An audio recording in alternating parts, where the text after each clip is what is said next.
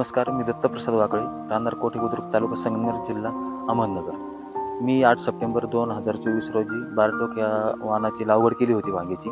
तर साधारणतः ज्या दिवशी लावल्या तेव्हापासून साधारणतः 1 महिनाभर सतत पाऊस होता।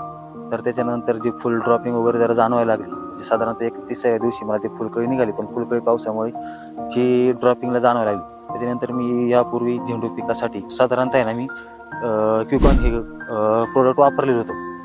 तर याचं रिझल्ट एकदम मला व्यवस्थित वाटत होता झेंडूला वगैरे। तर मी ते फुल ड्रॉपिंग वांग्याची होत असताना तर मी वांग्याला पण तो प्रयोग केला। साधारणतः मी हे बुरशीनाशकांसोबत पण याचा यूज केला, कॅल्शियम बोरॉन बरोबर याचा पण यूज केलेला आहे। तर साधारणतः तुम्ही पाहू शकता, तर वांग्याच्या पार एकदम शेंड्यापासून पार कळी पार एकदम पार प्रत्येक पेऱ्यामध्ये कळी हायचे आणि म्हणजे फळ सेटिंगचे।